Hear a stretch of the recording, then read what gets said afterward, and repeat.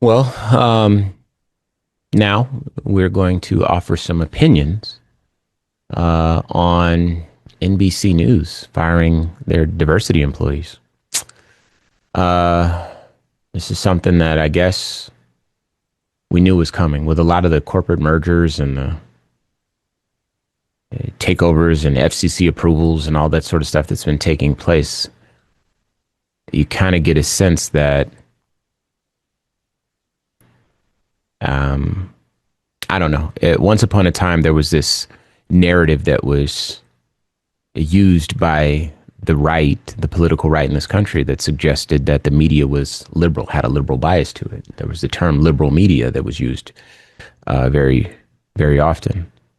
And that, I don't think that anyone could successfully argue that that's the case any longer, because it's all kind of owned by self-proclaimed Zionists or far right supporters, or just right-wing individuals, CEOs and bosses or whatever, or people that are,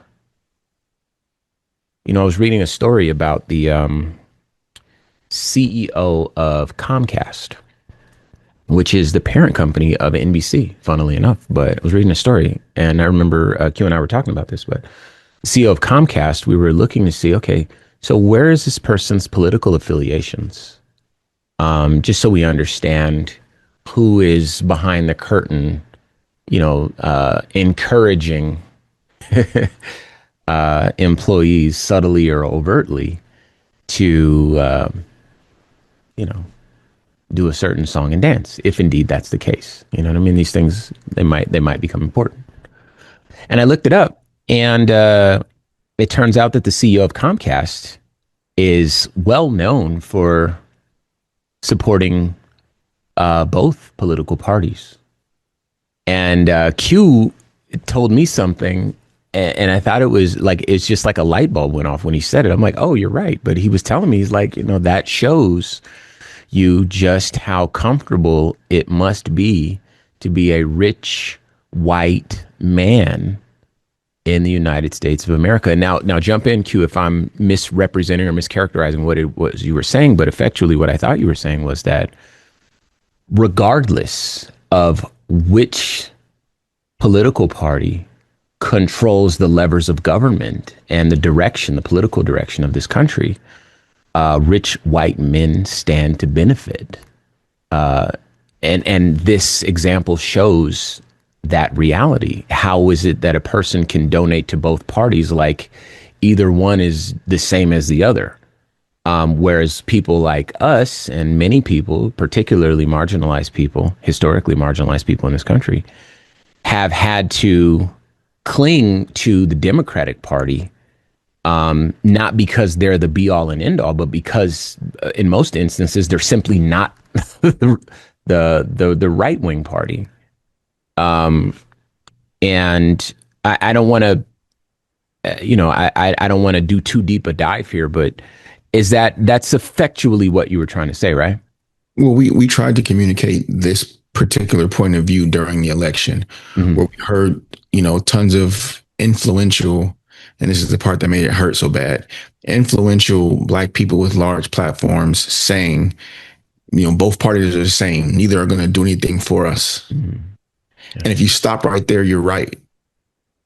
Neither of them are going to do anything for us, meaning Black people, meaning marginalized people, meaning people that aren't rich. The difference, however, is there's one party that will do things to us. Against us, yeah. Actively against us. Yeah. And that is different. The flip is true for a rich white man. Neither party is going to do anything against them. Ooh. Ever. They never even have to consider it. There's no part of that process where they have to think about it. That's how you got terms like fiscal conservative. They don't have to make the decisions that are going to affect their life. Which one of these parties might help me make more money, pay less taxes? That's the only thing that's why you hear things like single issue voter. All those things come from which rich white men who have the privilege to just this is the one thing that's important to me this time. So it's the only thing I'm going to vote on. Because no matter who's in office, no matter what policies they put forward, if you're a rich white man in this country, nothing about your life changes. You don't have to consider ICE, voting ICE. rights, voting rights repealed. Yeah. It's a laundry list. All these things Yeah. that have driven me into a kind of dark place, man. Like I don't have much in the way of happiness or joy or peace these days because Yeah. my actual reality has been impacted by this, not just what I see on TV. It's not just because I'm an empathetic person, so I'd be feeling this anyway, but it doesn't, I don't even need to trigger that part because my active everyday actual life has been impacted by Hughes life. this administration. So it's that's the point I was trying to make. It's not even because some people will hear that and think that we're accusing, white men of being anti us. And all we're doing is highlighting the privilege to be able to not have a position at all. Yeah. To be able to not have a position and know that there's not going to be any real impact on your life, on your livelihood, on your safety, or that of your loved ones. That's a great place to Man, be. I wish I could live that life. That would be dope. All of history. Like that's a great place to be, man. Yeah. All right, well, let's jump into this Vibe article. NBC News has reportedly fired multiple journalists responsible for verticals dedicated to diverse communities. According to the Wrap, 150 staffers were laid off on Wednesday, October 15th, impacting NBC BLK, NBC Asian America, NBC Latino, and NBC Out, which covers LGBTQ plus news. The newsroom will still publish stories that relate to the specific groups. However, it will no longer employ specific teams. The outlet reported that 5 staffers will allegedly remain to contribute coverage on the verticals to the newsroom, as noted by the Wrap. The downsizing accounted for about 7% of NBC News' newsroom of about 2,000 staffers and 2% of the wider NBCU news group. A source claimed the layoffs, quote, did not target specific teams and were driven by the network's budget and the desire to streamline its editorial efforts, unquote. The alleged layoffs come as NBC News' parent company, NBC Universal, prepares to spin off MSNBC and CNBC into the new company Versant amid shifts. Oh, so I was right. So,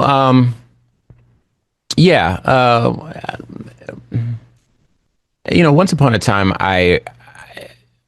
I learned Schoolhouse Rock that there was this, I guess, philosophy in this country of the Great American Melting Pot. You're free to look that up to get the details of it. I have a vague concept of it because I learned about it in like the 4th grade. But the Great American Melting Pot, it was basically all these different people coming into the country and becoming Americans, right? And that's great in theory, but it doesn't really work that way because this country is a racist country. We have to start saying that because it's the truth. I try not to say it because I know it turns people off to conversations and they say, oh, you're race baiting and all this sort of stuff. We just have to be honest with ourselves. But anyway, this Great American Melting Pot ended up being more like a Great American Salad Bowl, right? We all live together in the same bowl, but the tomatoes are still tomatoes and the lettuce is still the lettuce and the olives are still the olives, right? And this was around the time when Irish people came over and Italians came over. And, New York had its different communities, the Little Italies and the Chinatowns. And obviously black people have been here for a long time. And so this Great American Salad Bowl philosophy started to espouse the idea that people could retain their cultural customs, their heritage, and still be decidedly American and fellowship with fellow Americans, right? And I think, at least in part, that this idea of diversity, equity, and inclusion efforts took that idea and looked at it in terms of, okay, so how do we offset some of the deficiencies in some of these communities, right? Are there historical injustices that have created the reality, the material reality in which some of these groups live? And the answer, of course, is yes, particularly slavery, Jim Crow, et cetera, when it comes to black people. But diversity, equity, and inclusion efforts included everybody who would be considered marginalized, and that included white women, right? And so the rollback of diversity, equity, and inclusion efforts has always felt very un-American. And to know that NBC has also bowed to kiss the ring of the Trump administration feels particularly disheartening and anti-American.